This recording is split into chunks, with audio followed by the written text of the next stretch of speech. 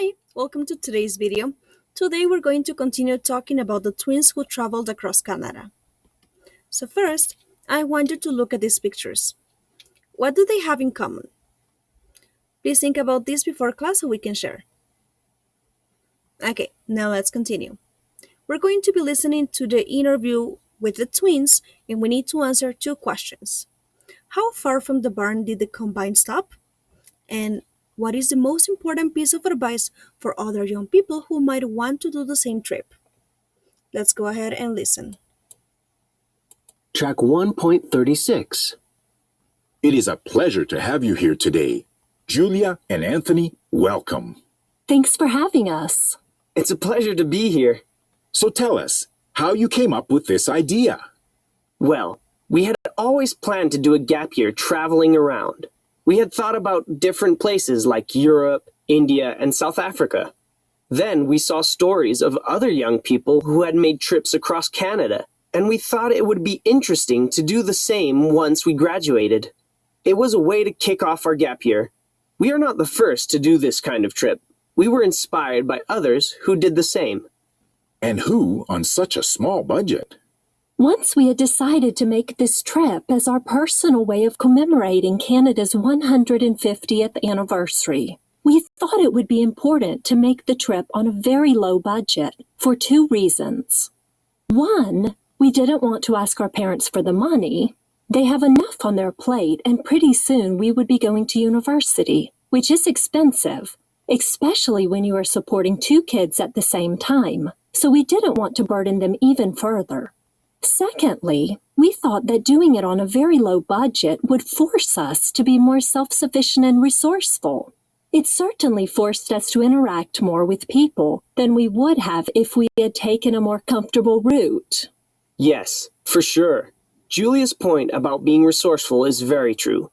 We each have unique skills, so we each were in charge of different tasks during the trip. I think that was one of the reasons we were able to get through such a challenging trip successfully. Julia was in charge of navigation and transportation, and I was in charge of food and shelter. We make a great team. Maybe because as twins, we have always had to work together. True. Another thing to note is that although this was a cross-country trip, we knew from the onset that it would be impossible to travel through all 10 provinces and 3 territories of Canada. It is probably impossible to travel across the second largest country in the world in 2 months with only $200. So, if anyone wants to repeat our feat, and we do encourage people to get out there and get to know the country, they should keep that in mind. And we did it in the summer. It would have probably been impossible to do this kind of trip in our very cold Canadian winter. As you showed in an earlier report, our parents, especially our mother, was very concerned for our safety. Yes, she was. To help her feel better about our trip, we put some safety measures into place.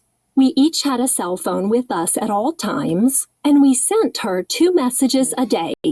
One first thing in the morning, and one before going to bed.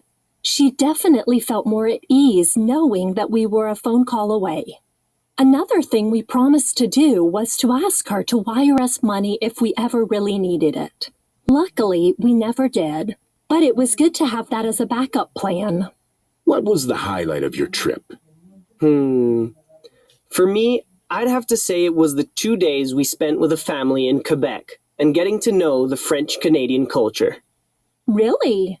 For me, the highlight was that day on the farm. Remember? Oh yes, that was quite exciting. And scary. Well, we had been working on the farm for a week, so we were quite familiar with the routine. On this day, we wake up really early and head down to the fields to continue the harvest, which is done with a big machine called a combine. Anthony has been in training for a week, and this is the day he gets to drive the combine by himself. All is going well when suddenly Anthony loses control and the combine is racing off across the fields. It almost crashes into one of the barns, but luckily it stops just short of the barn and disaster is averted. Can you imagine what would have happened if he was not able to stop? Wow, what a scare. Hmm. What advice would you give to other young people who might be thinking of doing a similar trip? Well, it depends on a lot of things. What kind of trip the person wants to do, what time of the year they intend to travel, how much money they have to spend, and so on. So, all of these things need to be taken into account. Based on these factors, they can decide on what kind of experience they want to have. The most important thing is to travel with at least one other person for safety and company, and to have a plan. After that, everything else will fall into place. Julia and Anthony, thank you. Thank you. Okay, guys? Great. So, how far from the barn did the combine stop? Well, it doesn't say specifically, but we know that it was short from the barn, so it was a very short distance. And the piece of advice that they give to other people who want to do this kind of trip is to go with at least one more person for safety and also for company. Great job. Now, I need you to please copy these sentences. They are incomplete. Then listen to the audio again and then come back to check. You need to return the video for a couple of minutes, like 5. Work on this and then come back. Okay, so let's go ahead and see how you completed them. We had been working for a week. Very good. We were quite familiar with the routine. Anthony had been in training for a week. And can you imagine what would have happened? Excellent. Okay, so when are these things happening? Do you see any structure here? And are these verbs special? Pause your video while you think about this. Okay, so if you notice, all of these sentences are in the past. Now, let's go ahead and see the structures. So, look at these two sentences. We were quite familiar with the routine. We stayed with the family. This is an action that A. happened in a specific moment or before another in the past. B. started in the past and continued for a period of time and then finished. C. was completed in the past. D.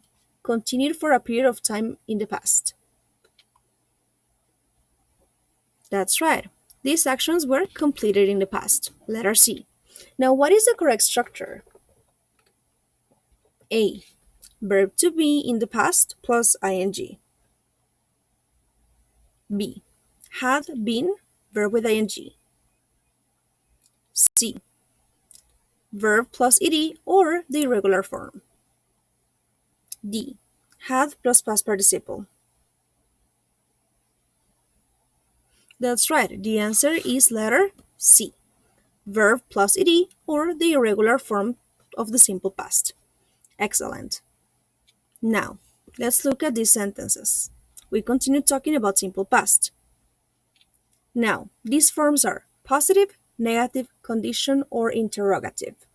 And what is the correct structure? Please pause your video while you work on this. Okay, it's time to check. So if you notice, did he wait for you is an interrogative. It's a question. And the structure is did plus the subject and the base form of the verb. Now, he didn't stop even after he fell to the ground. We have a negative sentence in the part of didn't stop, and the structure is subject, did not, and the base form. Great job. Now let's go ahead and continue. Look at these two examples of the sentences. We were working hard every day. Mom was calling us for hours at night. Please pause your video and choose the correct use of this structure of past continuous and also how do we form past continuous. Pause your video. Okay, so if you notice, we use past continuous to talk about an action that continued for a period of time in the past. Sometimes we mention the amount of time, but it's not necessary. And the structure is letter A. Verb to be in the past, was or were, plus ing. Excellent. Let's go ahead and continue. Now here we have past perfect. He had never used the combine before. We had traveled, but not alone. Pause our video and work on this. Okay, guys, let's go ahead and check. We use past perfect to talk about an action that happened in a specific moment or before another past event. And the structure is going to be letter D, had plus past participle. Okay, great. Let's do the last one. He had been working for a week. He had been training for this. Here we have past perfect continuous. Pause your video. Okay, so if you notice, we use past perfect continuous to talk about actions that started in the past and continued for a period of time. Later, they finished. Now, the correct structure for past perfect continuous is had, been, and then a verb with ing. Excellent. Now let's go ahead and practice. Please go to your workbook on page 16. Here, you have some sentences and you need to underline the correct form of the verbs. For example, in letter A, we know that it starts with I had always wanted to visit Alaska since I was a young boy, and saw or was seeing a movie about it in school. Here, we're going to choose saw because it is something that happened in the past only one time, right? Okay, now let's work on letter B. When my turn came, I just closed my eyes and jumped. Great job. Now pause your video and work on the rest, please. Okay, so we're going to check this in class, okay? I will see you then. Bye-bye.